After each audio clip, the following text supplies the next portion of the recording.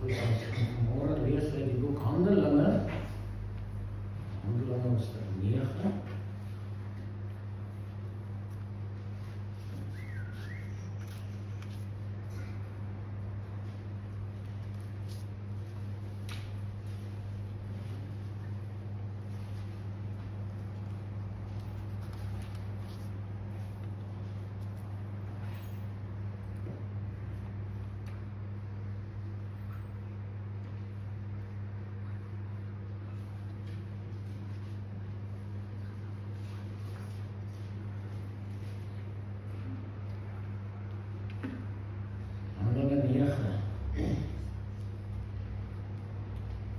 Maar Saulus, wat nog dreiging en woord geblaas het teen die disippels van die Here, het na die hoëpriester gegaan en van hom briewe gevra aan die sinagoges in Damaskus, sodat as hy mense sou vind wat van die weg was, manne sowel as vroue, heilige boot na Jerusalem kon bring. En toe op rus naby Damaskus kom, straal hom skielik 'n lig van die hemel af. En hy val op die grond en hoor 'n stem vir hom sê, Saul, Saul, waarom vervolg jy my? En hy sê, wie is jy, Here? En die Here antwoord, ek is Jesus wat jy vervolg. Dit is hard vir jou om teen die prikkels te skop. En terwyl hy lewe en verbaas was, sê hy vir die Here, of sê hy, Here, wat wil jy met ek doen? En die Here antwoord hom, staan op en gaan na die stad, en dit sal jou gesê word wat jy moet doen.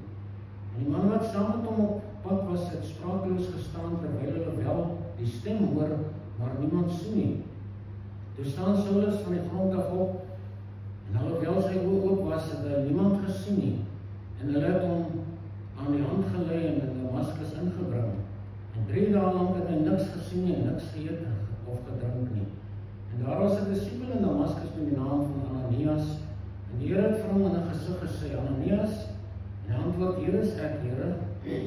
Toe sê die Here vir hom, staan op en gaan na die straat wat genoem word Reguitstraat, en vra dat die huis van Judas na 'n man met die naam van Saulus van Tarsus, want kyk, hy bid. En hy het in 'n gesig 'n man met die naam van Ananias sien inkom, en hom die hande oplê, sodat hy weer kon sien. Maar Ananias antwoord, Here, ek het van baie mense aangaande hierdie man gehoor, hoeveel kwaad hy die heiliges in Jerusalem aangedoen het, en hy het hier volmag van die hoëpriesters om almal te boei wat u naam aanroep. Maar die Here sê vir hom, gaan, want hy is vir my uitverkore werktuig om my naam te dra voor nasies en konings en die kinders van Israel, want ek sal hom toon hoeveel hy vir my naam moet ly. En Ananias het gegaan en in die huis gekom en hom die hande opgelê en gesê, Saul, broeder, die Here het my gestuur, naamlik Jesus wat aan jou verskyn het op die pad waarmee jy gekom het, sodat jy weer kan sien en met die Heilige Gees vervul word. En dadelik het daar iets so skille van sy oë afgeval en hy kon onmiddellik weer sien. En hy het opgestaan en is gedoop. En nadat hy voedsel gebruik het, het hy weer sterk geword. En Saulus was 'n paar dae saam met die disippels in Damaskus. Wat 'n wonderlike verhaal. Nou goed, kom ons bid net saam. Vader, as ons vanmôre voor U buig, is dit nie uit gewoonte nie, maar omdat daar in ons harte 'n dringende behoefte is na God, na die almagtige God van die heelal. Dank God dat U Uself aan ons openbaar, dat daar nie afgode is in ons lewens wat ons mee te doen het nie, maar met die enigste en ware en lewende God. Ons aanbid U vanmôre, Koning Jesus, ons middelaar, ons redder, ons geneesheer, ons hoëpriester. Ons aanbid die Heilige Gees as ons metgesel, ons leermeester, en U wat gekom het om die wêreld te oortuig van sonde, geregtigheid en oordeel. Here, ons prys U vanmôre vir die wonderlike genade. Dankie vir ons samesyn. Dankie dat U ons weer veilig hier gebring het, en dankie dat U met ons saam is, dat ons nie alleen is nie, want ons wil nie alleen in hierdie gebou wees nie. Dankie dat ons bewus kan raak van U, want U wil ons bewus maak van God, en daarom buig ons vir U om U te bid U om leiding te gee vir wat U voorlê, vir elke woord wat gespreek moet word, vir elke oor wat moet ontvang wat gesê en gelees word. Heilige Gees, kom, lei ons asseblief. Ons kom bid vanmôre ernstig vir die gemeente, vir herlewing in ons gemeente. En ek bid dat die Heilige Gees van God harte sal oorweldig met hierdie gedagte, bid vir herlewing. En dis wat ons nodig het en dis wat ons soek en ons sal aanhou totdat dit gebeur, dat daar herlewing kom en ek dink dis tyd dat God ook wil hê dit moet kom. Asseblief Here, ontferm U ook oor hulle wat behoeftes het, wat dit mag wees, ons weet nie altyd nie, maar mense steek soms hulle dinge weg, maar U weet alles en daarom bid ons dat U deur die Heilige Gees elke hart sal besoek vanmôre, met elkeen praat op sy of haar vlak van behoefte en hom voorsien in die rykdom van die genade. En ons sê dankie in Jesus se naam. Amen. Goed, ons gaan 'n bietjie praat oor die waarde van lyding in hierdie boodskap en moontlik volgende Sondag weer. Dit kom eintlik neer op martelaarskap, want dit is besig om die wêreld oor te vat. Die martelaars houding van die vyande teenoor die kerk en die Christendom is besig om geweldig toe te neem en is net nie bokant ons grense. En hier in ons eie geleedere is daar ook sprake dat daar vervolging gaan kom vir die kinders van God en vir die kerke en dat daar moontlik ook martelaarskap voorlê vir sommige kinders van die Here, die wat dit sal aanvaar. So, dit gaan in hierdie stadium om wat doen ek as ek ly? Wat moet my geestelike toestand wees om te aanvaar as daar lyding en martelaarskap oor my kom? En dis 'n vraag wat almal moet antwoord, want dit kom. Die Satan is maat vir die kerk. Openbaring 12 sê dat die Satan met woede neergedaal, omdat hy weet dat hy min tyd het. En daar is baie wraak in die hart van die Satan en sy helpers. So, ons moet onsself begin gereed maak, as daar lyding kom, as daar stryd kom, as daar marteling kom vir kinders van die Here. En dit is seker dat die Heilige Gees ons wil leer en inlig hieroor. So, wat is lyding en wat is martelaarskap?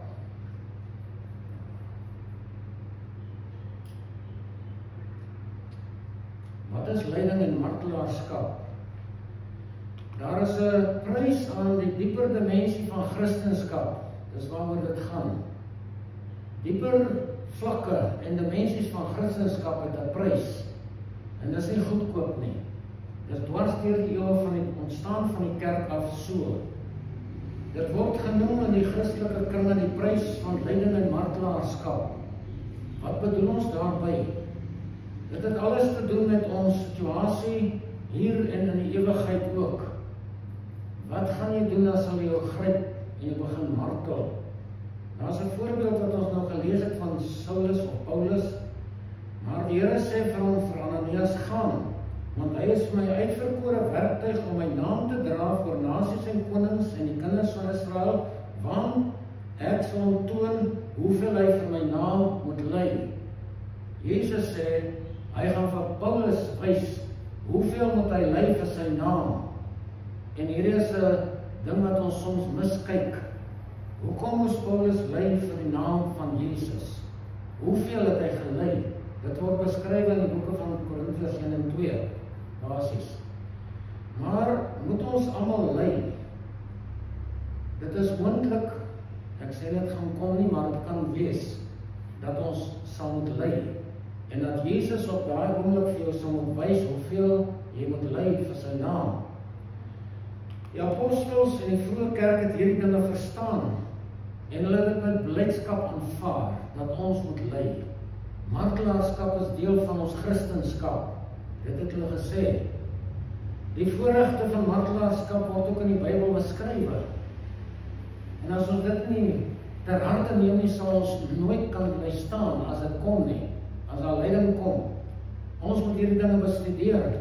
Onder andere Filippense 1 vers 27 sê, alleenlik gedra julle waardig die evangelie van Christus, is ons waardig dit, sodat ek julle omstandighede kan hoor, dat julle een van gees vasstaan, en een van siel saamstry vir die geloof van die evangelie, en dat julle julle geen opsig laat afskrik deur die teestanders nie. Dit is vir hulle wel 'n bewys van verderf, maar vir julle van redding, en dit van God, omdat dit aan julle terwille van Christus genadiglik gegee is, om nie alleen aan hom te glo nie, maar ook vir hom te ly. Die Bybel sê, dis genade van God dat ons sal ly vir Jesus. Dis genadiglik aan ons gegee, aan die kerk. En mag God gee dat ons dit verstaan. Die vraag is dit nou waarom Christenskap gaan? Is martelaarskap nou deel van ons Christenskap, of lyding? Dan moet ons reguit sê, ja, dit moet so wees. Dit is nie 'n keuse nie, dit is nie 'n alternatief nie, dit moet so wees. As jy voluit vir Jesus gaan, sal jy vervolg word. Paulus sê aan Timoteus, elkeen wat God vrugtig wil lewe in Christus Jesus sal vervolg word. En dit beteken nie al graag jy aan hardloop en jou plat slaan nie, hulle gaan jou doodmaak. Hulle wil jou doodmaak. Want hulle wil Jesus doodmaak. Wat was die ingesteldheid van die apostels? Toe hulle begin het met die vroeë kerk, toe hulle apostelskap ontvang het daar sekere dinge gebeur. En Handelinge 5 gee vir ons 'n voorbeeld. En nadat hulle die apostels ingeroep het, dis na die Sanhedrin, die skrifgeleerdes, die fariseërs, het hulle laat slaan en hulle bevel gegee om nie die naam van Jesus te spreek nie, en hulle laat gaan. Hulle het toe van die raad af weggegaan, bly dat hulle waardig geag was om vir sy naam oneer te ly. Wat 'n mentaliteit was in hierdie mense se koppe. En hulle het nie opgehou om elke dag in die tempel en in die huis tot huis te leer nie, en die evangelie te verkondig dat Jesus Christus is. So mens kan nie jou indink in hierdie mense se denke en die gemoedstoestand om te sê, ek is bly dat ek waardig geag is om vir sy naam oneer te ly. So in plaas van mismoedigheid, depressiviteit en negativiteit en vrees en alles, het blydskap hulle oorgeneem. Ons weet Nehemia 8 vers 11 sê, die blydskap in die Here, dit is hulle beskutting. En dis wat hulle beskerm het, omdat hulle bly was, dat hulle hierdie wonderlike dimensie kon betree van Christenskap, om martelare te wees vir die koning. So, 1 Petrus, hy wat so baie gemartel is op die einde, sê, geliefdes, verbaas julle nie oor die vuurgloed van vervolging onder julle wat tot julle beproewing dien, asof iets vreemds oorkom nie, maar na mate julle gemeenskappe in die lyde van Christus moet julle bly wees, sodat julle ook by die openbaring van sy heerlikheid met blydskap kan jubel. Hulle konsentreer op die woord bly en blydskap in die elemente van vervolging en martelaarskap, sê elke een van mekaar, wees bly, sodat ons ook by die openbaring van sy heerlikheid met blydskap kan jubel. As jy met 'n droewige gesig voor Christus gaan staan eendag, dan gaan hy vra, het ek jou geken? Ken ek jou? My disippels lyk nie so nie. My volgelinge is vol blydskap in die moeilikste omstandighede. Waarom? Want Romeine 8 sê vir ons hierdie, vers 17, as ons kinders is, God se kinders, dan ook erfgename. Erfgename van God en mede-erfgename van Christus, as ons naamlik saam met hom ly. Dit impliseer dat as jy nie ly nie, gaan jy niks erf nie.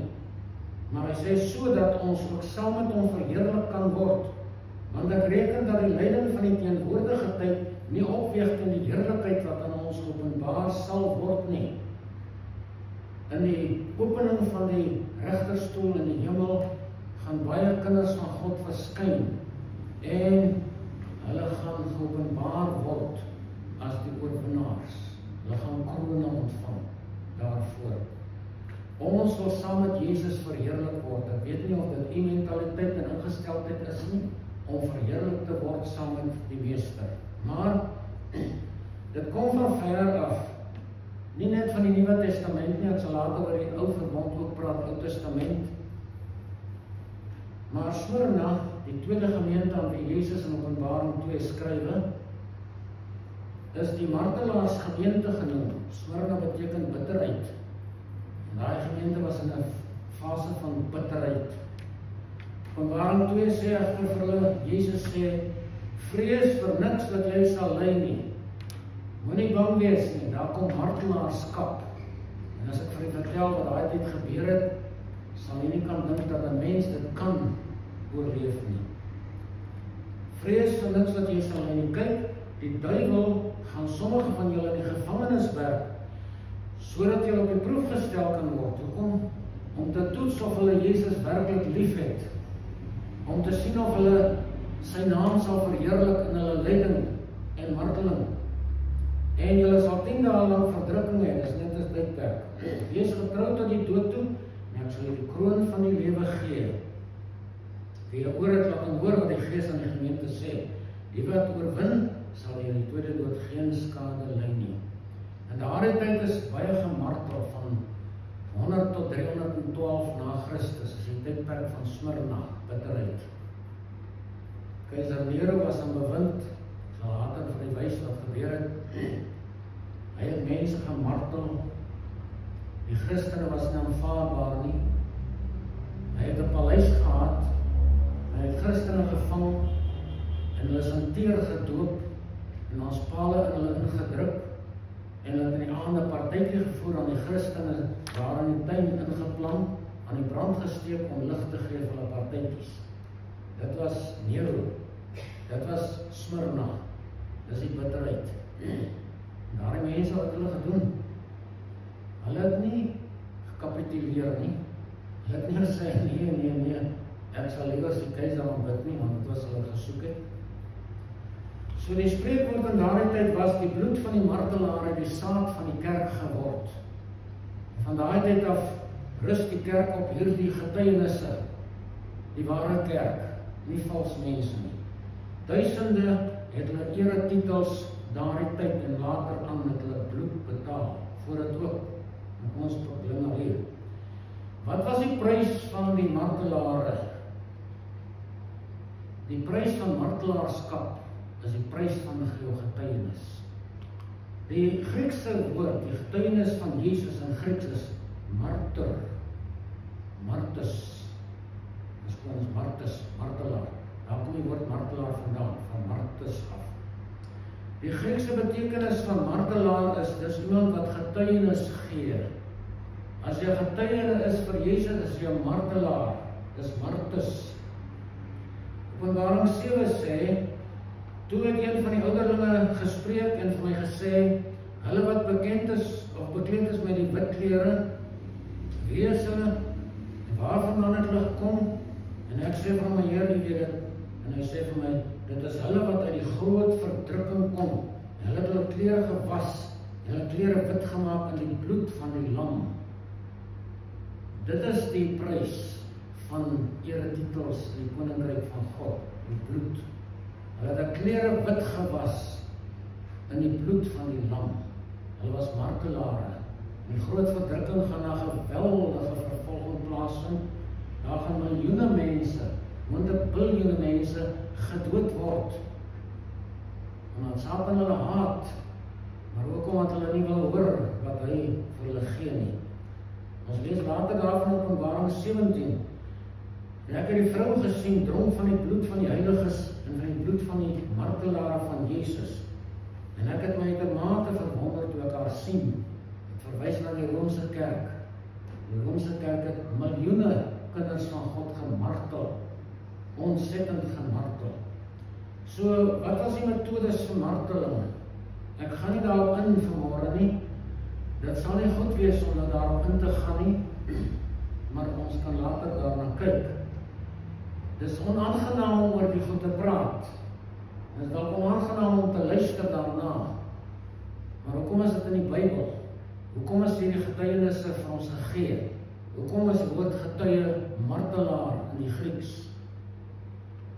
So, dit is onaangenaam. Maar belangriker is eerder die heldemoed van die martelare. Nie die metodes waarop hulle gemartel is, maar wat het hierdie mense gedoen? Wat het hulle gedoen in daardie oomblikke toe hulle in die vuur gegooi is en so meer?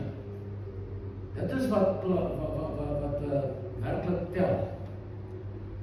Dit is hulle getuienisse.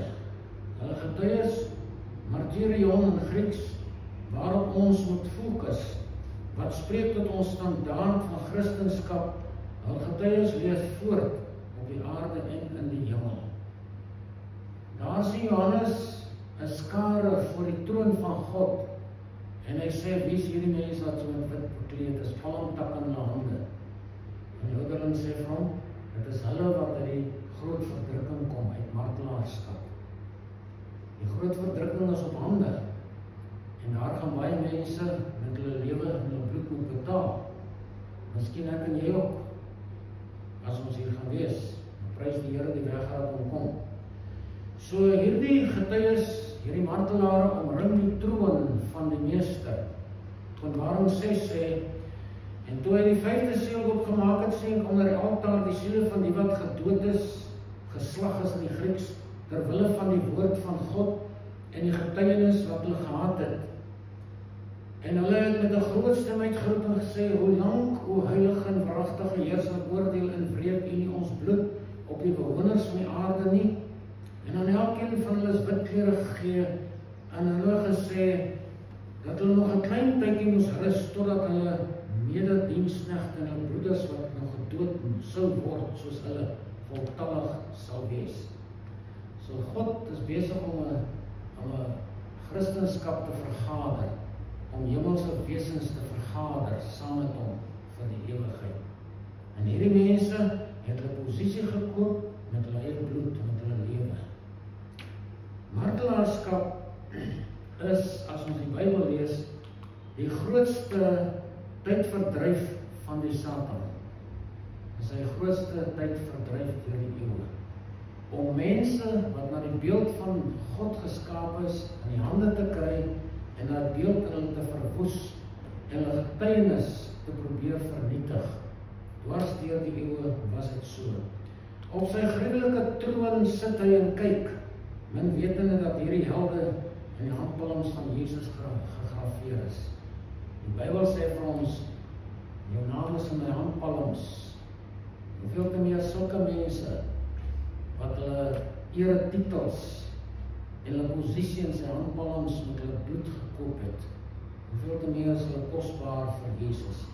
So, Satan weet nie dat hierdie mense bly is oor wat gebeur nie. Dat hulle bly is dat hulle vervolg word, dat hulle doodgemaak word terwille van die naam van Jesus en terwille van sy liefde.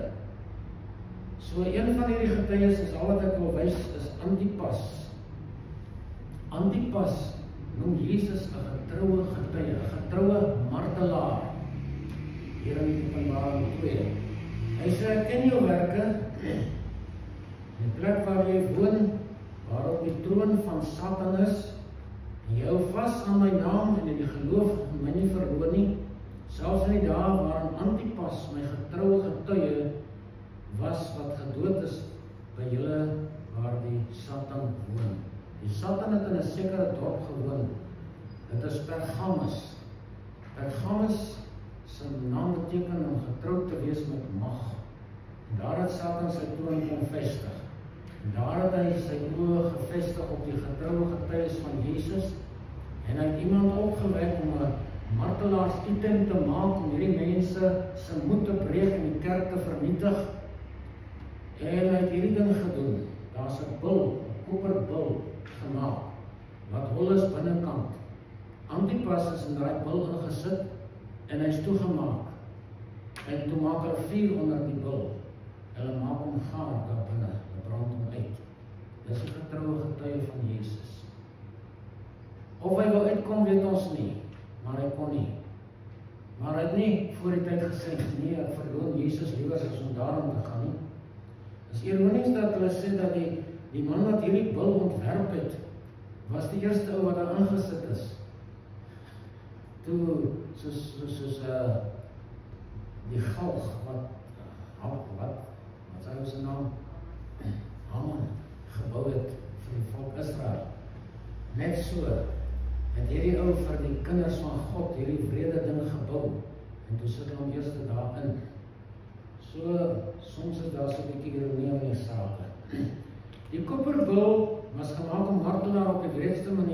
sterf. Antipas is so gedood. En ons gaan nou nie verder op hierdie goed vandag in nie.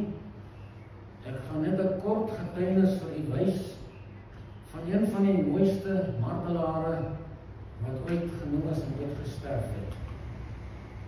En hierdie meisie se naam, ons moet onsself aan haar meet. Wat is die loon van martelaarskap? Openbaring 20 vers 4 sê, ek het die trone gesien en hulle daarop gaan sit en aan hulle is die oordeel gegee. En ek het die siele gesien van die wat onthoof is oor die getuienis van Jesus en oor die woord van God. En die wat die dier in sy beeld nie aanbid het nie en die merk op hulle voorhoof en op hulle hand nie ontvang het nie. En hulle het geleef en as konings geregeer saam met Christus die 1000 jaar lang, dan sê dit is die eerste opstanding. Johannes sien trone en hy sien die gereg op die trone, God en sy helpers of sy geregsdienaars. En hy sien magdom van mense voor die troon. En is hulle wat onthoof is oor die getuienis van Jesus. En omdat hulle vasgehou aan die woord van God. Daar was baie mense wat doodgemaak is oor die woord van God. Tyndale was 'n groot Christen, 'n leraar. En hy het die Bybel in Engels vertaal. En daaroor het hom doodgemaak, omdat hy die Bybel vertaal het in Engels. Daar baie sulke getuienisse. Maar ten slotte wil ek net vir u ietsie wys. Die geval van 'n meisie met die naam van Blandina.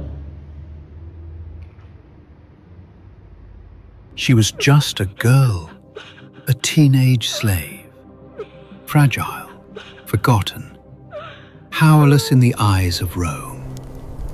But heaven knew her name. They told her, just say the words, I am not a Christian. And she could walk free. No more pain, no more prison, no more waiting for death. But Blandina whispered something else. I am a Christian, and we do nothing evil. They beat her, they tied her to a stake, and let wild beasts circle her. They burned her flesh and broke her bones. And every time they stopped, expecting her to collapse, expecting her to curse their gods, expecting her to scream, she didn't. She sang, not in defiance, but in worship. She sang to the one she loved more than life, the one who had died for her. And now, she was ready to die for him. But let's rewind. This wasn't in Jerusalem. This wasn't during Nero's madness in Rome. This was Lyon, modern-day France. The year was 177 AD. The church was still young, still burning with the fire of Pentecost. But Rome's hatred hadn't cooled. In Lyon, believers were arrested, mocked, starved, and thrown into the arena. The world watched and cheered. And among them was this small, quiet girl. Blandina wasn't expected to endure. Her friends said she was weak in body, but strong in spirit. She was tortured day after day, but the more they tried to break her, the more she glowed. The Roman officials were confused. One of them said, "We have never seen someone like her. She shamed even the strongest men." On the final day, they tied her in a net, tossed her to the wild bulls. And as she was flung through the air, trampled and broken, eyewitnesses say she looked upward and she smiled. They called it madness. Heaven called it worship. And then she died. Not with screams, not with curses, not with regret. She died singing. That was over 1800 years ago. But the question she leaves behind still echoes in our generation. What kind of faith sings while burning? What kind of love smiles through pain? What kind of courage worships with lions at your feet? We sing in comfort. She sang in fire. We stay silent to avoid being cancelled. She spoke, knowing she would be killed. We compromise for likes. She was torn apart for love. This is not a fairy tale. This is not a myth. Her name was Blandina, and the blood she spilled still cries out to a generation losing its fire. Ja, dis so hoe dieper mense Christendom ingaan, daar is meer. Daar was duisende, miljoene van hulle. Die vraag is net, is ons gereed om 'n bietjie te ly vir Jesus? Ek het al gesien hoe mense vlug as hulle die minste teestand in die kerk kry, of van mense, van Christen. Gedurig deur word gesê, hulle het my in die kerk seer gemaak. Wat moet sy sê? Wat moet sulke mense gesê? As die kerk jou seer maak, laat jou seer maak. Gaan na Jesus toe. Die kerk is nie volmaak in elk geval. Maar daar kom 'n dag wanneer ons elke een sal staan voor daardie gereg van die bose. Om te sê, gaan ek Jesus verloon, of gaan ek nie? Ons moet hierdie dinge bedink,